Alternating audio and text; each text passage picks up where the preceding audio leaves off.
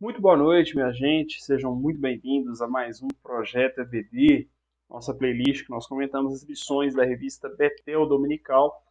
E essa semana nós vamos falar sobre as bestas da grande tribulação, as duas bestas citadas em Apocalipse, tema extremamente instigante, né?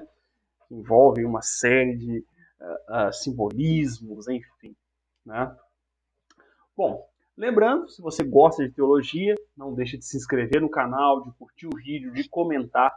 E para você que quer se aprofundar no conhecimento, temos aí a nossa comunidade Carregando a Cruz. São vários cursos, você faz a sua assinatura, você tem acesso a todo o conteúdo e você aproveita 30 dias grátis, gente. E você assina o tempo que você desejar, tá?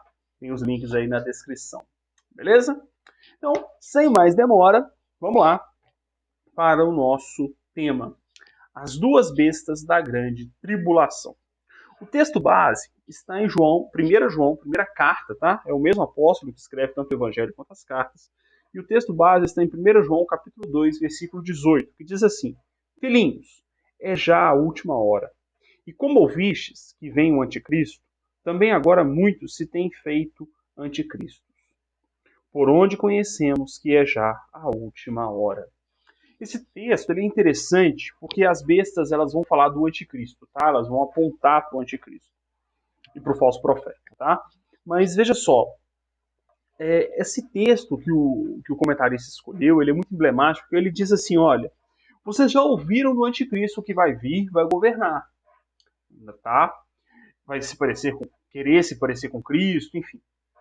Mas agora, muitos já têm se feito anticristos. Ou seja, em toda a história, nós tivemos e temos pessoas que assumem posturas anticristãs. Em alguns momentos, você fala, poxa, até parece um anticristo, um falso profeta. Então, ao longo da história, nós temos protótipos. Pessoas que atuam como se anticristo fosse. Né? Ou seja, que tem características. Tá? No passado, por exemplo, nós temos Nero. Né?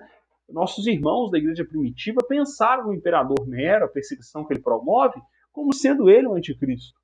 Tivemos Hitler, que tem postura anticristã. Temos atualmente pessoas que são completamente contra o cristianismo. Mas o anticristo mesmo, né, que é aquele que virá, o iníquo, o filho da perdição, ele tem algumas características, é o que nós vamos ver hoje. Ok? Então vem comigo. Os textos de referência, é importante a gente ler esses textos de referência. O comentarista coloca o Apocalipse capítulo 13, versículos 1, 2, 11 e 12. Diz assim: E pus-me sobre a areia do mar, e vi subir do mar uma besta que tinha 7 cabeças e 10 chifres, e sobre os seus chifres 10 diademas, e sobre as suas cabeças um nome de blasfêmia. E a besta que vi era semelhante ao leopardo, e os seus pés como de urso, e a sua boca como de leão. E o dragão deu-lhe o poder e o seu trono e grande poderio. Versículo 11. E vi subir da terra outra besta, e tinha 2 chifres, semelhantes aos de um carneiro, e falava como o dragão. E exerce todo o poder da primeira besta na sua presença, e faz que a terra e os que nela habitam adorem a primeira besta, cuja chaga mortal fora curada. Olha que interessante, hein? Vamos lá. As bestas do Apocalipse. A primeira coisa que ele traz para mim, ele nos traz aqui na revista, é que a manifestação de duas figuras públicas e notórias, chamadas no livro de Apocalipse de bestas. Então perceba, as duas bestas são pessoas públicas, tá? Famosas, notadas em todo o mundo. É importante salientar aqui que existe uma percepção de que as bestas podem ser instituições, ok? O que o comentarista vai defender aqui é uma visão de que não. As bestas não serão instituições, serão pessoas, ok? Então a besta que sobe do mar seria o próprio anticristo, a besta que sobe da terra, o falso profeta, ok? Então elas seriam figuras do anticristo e do falso profeta, tá? Alguns entendem que podem ser instituições. Por quê? Esse é o entendimento dos nossos irmãos que tem uma visão histórica do Apocalipse, tá? Não uma visão futurista. O que é isso? De novo, né? Acho que eu já comentei em algumas aulas passadas. A visão histórica é aquela que o Apocalipse está se cumprindo e fechará suas profecias no arrebatamento da igreja, na volta do Senhor, que já vai entrar no milênio ou não, né, dependendo da visão lá, milenista, enfim. No caso, nós não entendemos assim. Nós entendemos que as profecias são literais, são futuristas. E aí nós entendemos que essas bestas serão pessoas. E no 1.1, quando são chamadas de besta, o comentarista ele argumenta o seguinte, olha, o termo grego é therion. Therion significa fera. E é usado na Bíblia para designar bestas feras, né, animais ferozes e pessoas com atitudes de feras.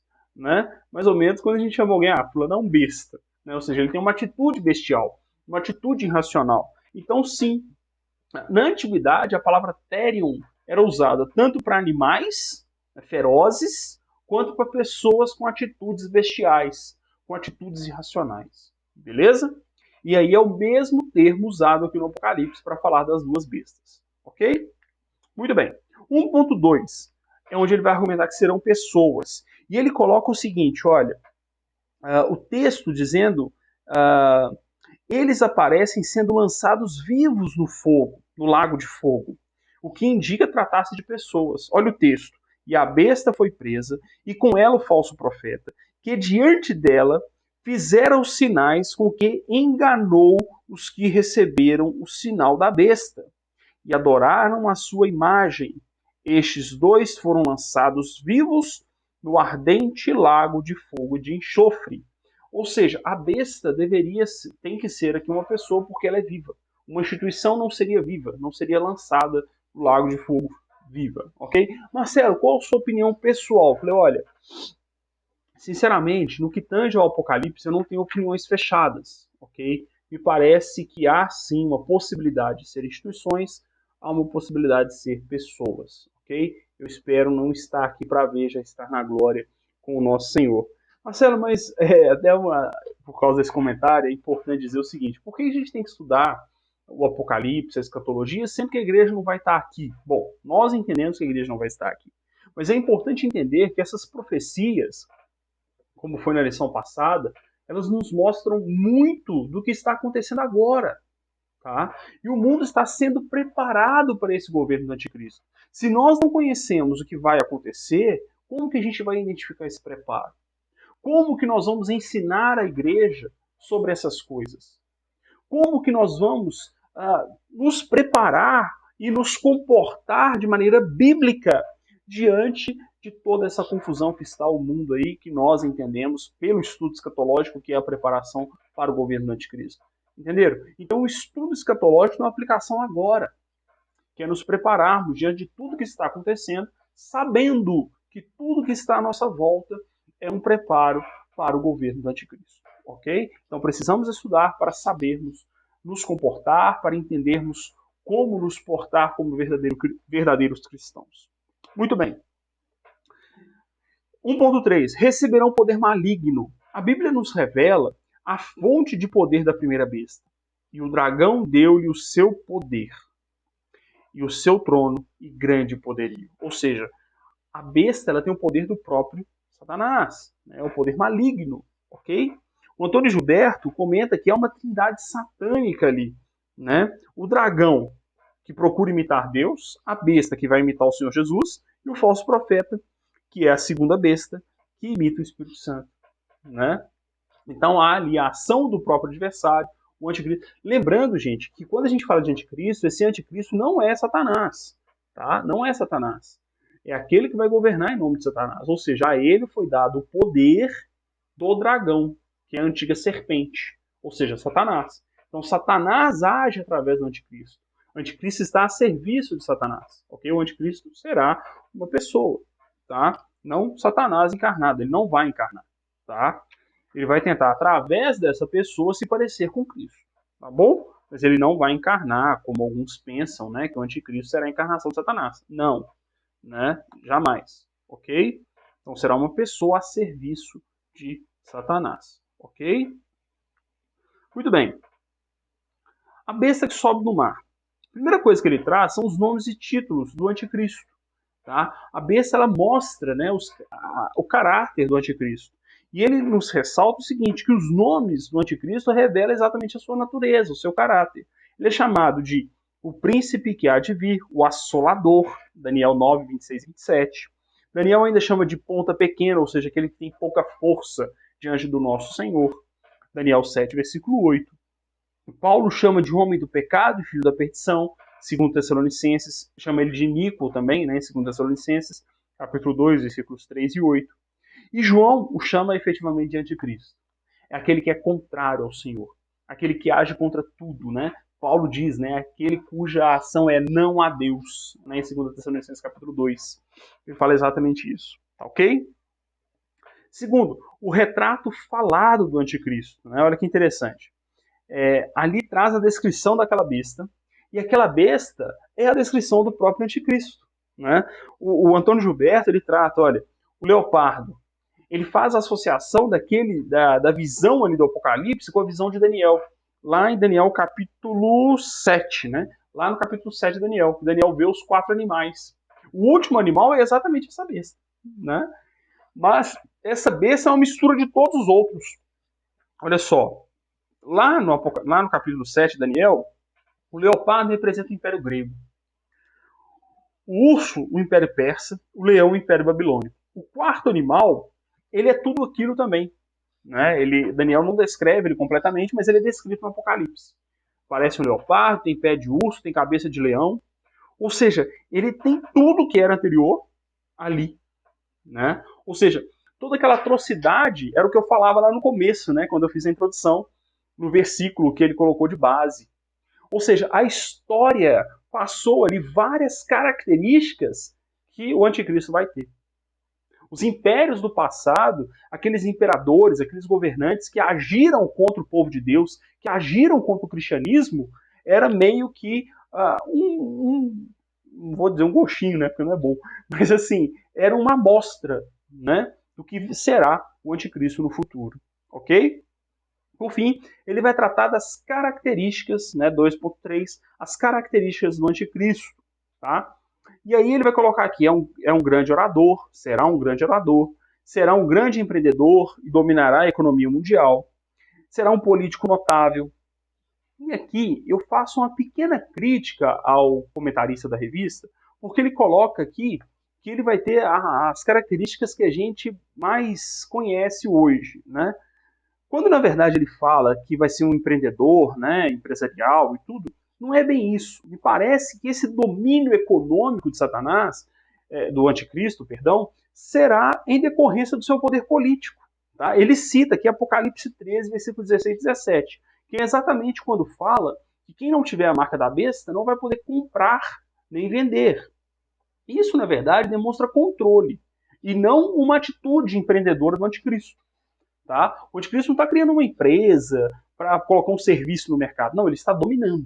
Tá? Então, tanto as outras características aqui, a meu ver, parece que decorrem do seu poder político, do seu domínio sobre o mundo. Tá? Não é que ele vai ser um grande orador. Né? Grande orador vai ser, porque ele vai dominar as massas e convencer as massas.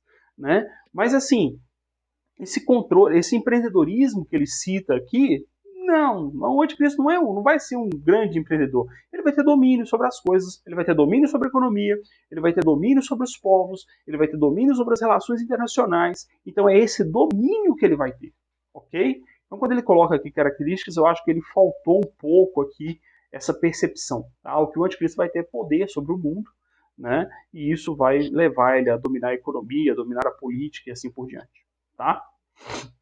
Me parece que faltou essa percepção aqui ao comentarista da revista, que colocou um monte de características aqui, como se ele fosse deturpar o que seria ser um empreendedor, fosse deturpar o que seria ser um orador e assim por diante. Não que ele não vá deturpar, tá? Não vá usar, né, ilegitimamente o poder político, enfim. É claro que ele vai fazer isso tudo, tá? Mas não é que ele vai ter características empreendedoras, não. Tá? Ele vai ter poder, e esse poder ele vai estender sobre tudo e sobre todos, ok? Muito bem. Terceiro título, né? A besta que sobe do mar. E ele começa dizendo assim, olha, veremos com a chegada dessa besta que tipo de quadro religioso predominará no mundo durante a grande tribulação. É por isso que a besta que sobe do... Perdão, aqui é a besta que sobe da terra, né? A besta que sobe do mar, que nós acabamos de ver, é o anticristo, e a besta que sobe da terra é o falso profeta, ok? Representando ali a dominação religiosa que o anticristo terá sobre a terra, ok? Primeira coisa, então, que o comentarista nos traz: imitará o Espírito Santo com seus sinais malignos. O falso profeta marcará o governo do anticristo com sinais malignos na grande tribulação. Apocalipse capítulo 13, versículo 13. É importante a gente lembrar, né, na lição passada, foi até citado isso, né, o comparativo com os sinais lá no Êxodo. Os sacerdotes, né, ali do Egito, eles imitavam os sinais. E é isso que o falso profeta vai fazer. Ele vai imitar sinais para confundir os povos. Ok? Segundo, né, ele respaldará e dará uma aparência messiânica ao anticristo com sinais malignos que enganarão as massas. Olha só, a besta que sobe da terra, que é o falso profeta, né, ele vai trabalhar mostrando, dando ali uma característica cristã. É por isso que é importante entender as coisas, olha só. Né? O falso profeta ele vai ser alguém ligado ao cristianismo. Não tem jeito de ser diferente. Ele vai ser ligado à religião verdadeira. E vai apontar alguém que vai ter as atitudes anticristãs para fazer parecer que aquele que tem as atitudes anticristãs, na verdade, está agindo em nome do Senhor. Olha para você ver como que é nocivo isso. Entendeu a importância de estudar? Por quê? Essas coisas já estão acontecendo, né? Religiosos que aplaudem atitudes daqueles que são contra o cristianismo. E isso é absurdo. Nós não podemos nos deixar enganar. Se hoje, ainda com a presença do Espírito Santo, perdão, né? O Espírito Santo vai estar presente na grande tribulação, mas com a ação da graça, com a ação plena do Espírito Santo, a plenitude do Espírito, a gente ainda é enganado. Imagina quando o Espírito Santo deixar de agir como ele age hoje, né? Vai ser pior ainda, né? Segundo, interessante, olha só. Disto podemos tirar a lição importante de que não é por manifestações de sinais e curas que se mede a autenticidade de uma pessoa ou grupo religioso, mas pela conformidade com o padrão da palavra de Deus. Isso é muito importante, gente. Quantas vezes nós hoje nos deixamos enganar? Né? Não só pelo que eu acabei de falar, mas por uma pessoa que chega fazendo algum reboliço, algum sinal, e quando você vai ver, aquela pessoa não está ensinando realmente a palavra de Deus. Né? Isso é muito importante. E se nós nos enganamos hoje, de novo, repito, imagina como vai ser bem mais fácil ser enganado durante a grande tribulação. Tá? 3.2. O Sistema Único Financeiro Mundial. A palavra que resume o tempo da grande tribulação é controle. Tá? O adversário, ou o anticristo, né, terá controle sobre tudo. Será implantado neste tempo um sistema de controle mundial que envolve a adoração política e econômica e tem como base a marca da besta. Somente aqueles que aderirem ao sistema da besta poderão comprar comida, fazer transações comerciais e pagar contas. Aqui o comentarista foi muito feliz, né, quando ele diz que a gente não sabe muito bem qual será essa marca, tá? Mas ele usa uma expressão aqui que eu acho interessante. Somente aqueles que aderirem ao sistema da besta, ao sistema do anticristo. Né? Ou seja, haverá um sistema. Okay? Até o Rodrigo Silva, o doutor Rodrigo Silva, né, ele fala que provavelmente vai ser uma maneira de pensar e agir. Talvez seja isso mesmo. Né? A marca da besta é aderir a esse sistema, é adorar a besta. Essa será a marca da besta. Né? Mas cremos, né, como na interpretação futurista, que haverá algo que vai identificar isso. Seja uma identidade, seja alguma coisa que vai ser visível que aquela pessoa tem a marca da besta. Talvez o jeito de vestir, ou simplesmente o fato dele não estar morrendo de fome, dele não estar sendo perseguido, vai ser ali o sinal de que ele tem a marca da besta, de que ele aderiu a esse sistema. Talvez seja isso, tá? Esse sistema de controle. E por fim ele fala de um sistema único religioso mundial. E ele fala o seguinte, olha, durante a grande tribulação vai ter intensa atividade religiosa. Que o falso profeta ele vai exercer controle e vai implantar um sistema mundial de religião obrigatória, que aceita o anticristo como algum tipo de Messias, algum tipo de Salvador, ou até mesmo como Deus. Que a Bíblia diz que ele quer parecer Deus. ele quer ser como Deus, né? Então provavelmente vai ter isso aí, tá?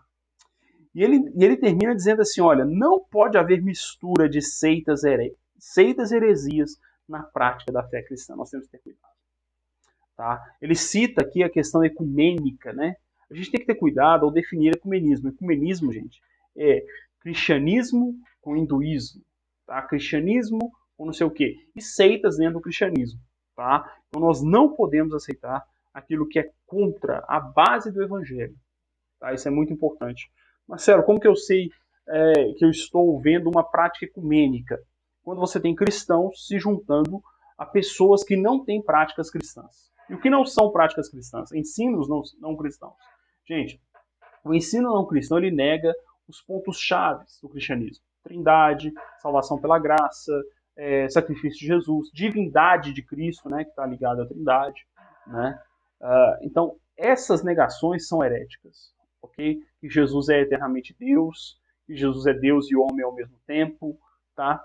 Tudo isso são heresias. Né? Dizer que Jesus deixa de ser Deus enquanto homem é uma heresia, tá? Principalmente pelo fato de que se Jesus deixou de ser Deus, nós somos salvos pelo sacrifício de um ser humano?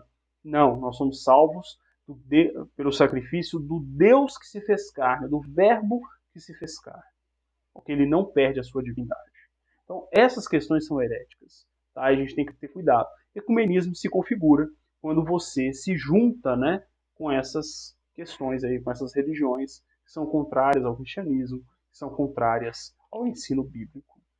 Amém? Bom, então eu espero que isso tenha ajudado, né, que isso tenha aí contribuído com a sua vida. Né? E mais uma vez, se você gostou, curte, compartilha, comenta, isso nos ajuda muito. Amém? Grande abraço e até a próxima.